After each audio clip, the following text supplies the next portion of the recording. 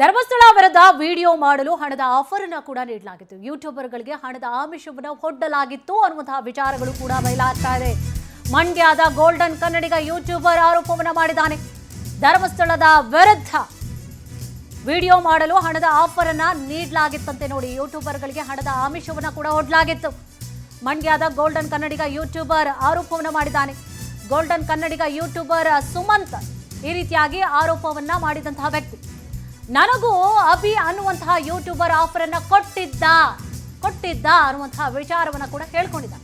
5 ತಿಂಗಳ ಹಿಂದೆ ಬಟ್ಟೆ ಅಂಗಡಿ ಉದ್ಘಾಟನೆಯಲ್ಲಿ ಅಭಿ ಸಿಕ್ಕಿರ್ತಾನೆ. 2 ವರ್ಷದಿಂದ ಅಭಿ ನನಗೆ ಪರಿಚಯ ಹೀಗಂತ ಸುಮಂತ್ ಹೇಳಿರುವಂಥದ್ದು. ಆತ ಸಿಕ್ಕಾಗ ಸಮೀರ್ ವಿಡಿಯೋ ಹೇಗೆ ವೈರಲ್ ಆಯ್ತು ಅಂತ ಹೇಳಿ ಕೇಳ್ದೆ. ಬರೀ ವೈರಲ್ ಅಲ್ಲ, ಅದು ಅದರ ಹಿಂದೆ ಇರೋದು ನಿನಗೆ ಗೊತ್ತಿಲ್ಲ, ಹಿಂದೆ ಏನಿದೆ ಅನ್ನೋದು ನಿಂಗೆ ಗೊತ್ತಿಲ್ಲ ಅಂತ ಹೇಳಿ ಹೇಳಿರ್ತಾನೆ. ನೋಡಿ, 300-400 ಟ್ರೋಲ್ ಪೇಜ್ಗಳು ಕೆಲಸವನ್ನ ಮಾಡಿದ್ದಾರೆ ಅಂತ ಹೇಳಿ ಹೇಳ್ತಾನೆ. ಬರೀ ಒಂದು ಮಾತ್ರ ಅಲ್ಲ 300-400 ಟ್ರೋಲ್ ಪೇಜ್ಗಳು ಇದರಲ್ಲಿ ಕೆಲಸವನ್ನ ಮಾಡಿದೆ ಅಂತ ಹೇಳಿ ಹೇಳ್ತಾನೆ. ನೀನು ಧರ್ಮಸ್ಥಳದ ವಿರುದ್ಧ ವಿಡಿಯೋ ಮಾಡು ಅಂತ ಹೇಳಿ ಹೇಳ್ತಾನಂತೆ ಅಭಿ. ನನಗೆ ಹಣ ಕೊಡ್ತೀನಿ ಅಂತ ಹೇಳಿ ಅಭಿ ಹೇಳಿದ್ದ ಅಂತ ಹೇಳಿ ಸುಮಂತ್ ಹೇಳ್ತಾ ಇದ್ದಾನೆ. ಆತ ಕೊಡುವಂತಹ ಕಂಟೆಂಟ್ ನನ್ನ ಯೂಟ್ಯೂಬ್ಗೆ ಹಾಕಲು ಹೇಳಿದ್ದ. ನಾನೇನು ಕೊಡ್ತೀನಿ ಅದನ್ನು ನೀನು ಹಾಕಬೇಕು ಅಷ್ಟೇ.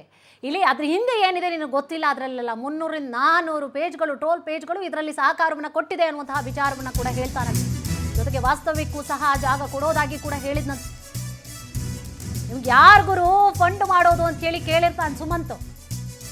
ನಮಗೆ ಮಹೇಶ್ ತಿಮ್ರೋಡಿ ಮಠಣ್ಣನವರ್ ಬಾಸ್ ಅಂತ ಹೇಳಿ ಹೇಳಿರ್ತಾನೆ. ಇದಕ್ಕೆ ಯಾರು ಬಾಸ್ ಗೊತ್ತಿದೆ ಈಗ ಜನಗಳಿಗೆ.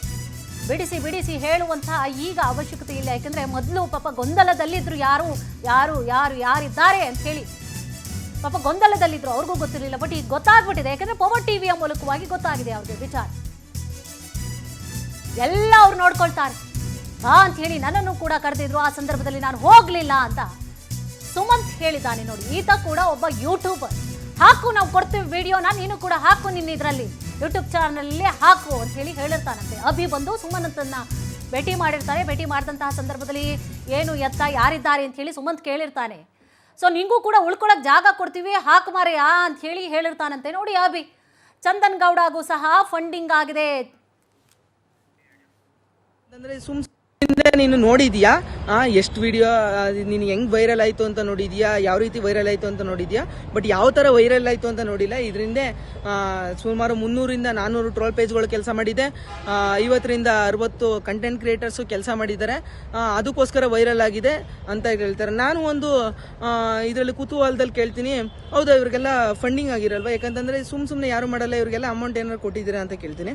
ಅವನೇ ಹೇಳ್ತಾನೆ, ಹೌದು ನಾವು ಕೊಟ್ಟಿದ್ದೀವಿ ಅಂತ. ಅವ್ರು ಯಾರು ಕೊಟ್ಟಿರ್ತಾರೆ? ಯಾಕಂತಂದ್ರೆ ಫಂಡ್ ಅಂತಂದ್ರೆ ಸುಮ್ಮನೆ ಅಲ್ಲ, ಸಾವಿರಾರು ರೂಪಾಯಿ ಲಕ್ಷಾಂತರ ರೂಪಾಯಿ ಮಾಡೋದು.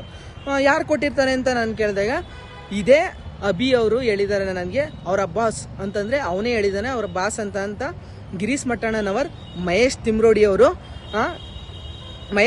ಅವರು ಇದಕ್ಕೆಲ್ಲ ಫಂಡ್ ಮಾಡೋದು ಅಂತ ಹೇಳಿದ್ದಾನೆ. ನೀನು ಬಾ, ನಿನ್ಗೆ ಟ್ರಾನ್ಸ್ಪೋರ್ಟ್ ವ್ಯವಸ್ಥೆ ಆಗಿರ್ಬೋದು, ಮತ್ತೆ ಇದ್ರ ವ್ಯವಸ್ಥೆ ಏನಪ್ಪಾ ಅಂತಂದ್ರೆ ಉಳ್ಕೊಳ್ಳೋದಕ್ಕೆ ವ್ಯವಸ್ಥೆ ಆಗಿರ್ಬೋದು, ಇದನ್ನೆಲ್ಲ ನಾವು ಮಾಡ್ತೀವಿ. ಸೊ ನೀನು ಬಾ, ನಿನ್ಗೇನು ಫೈನಾನ್ಷಿಯಲಿ ನಾವು ನೋಡ್ಕೋತೀವಿ ಅಂತ ಹೇಳ್ತಾನೆ. ಇದರಿಂದ ನೀನು ನೋಡಿದ್ಯಾ ಎಷ್ಟು ವಿಡಿಯೋ, ನೀನು ಹೆಂಗ್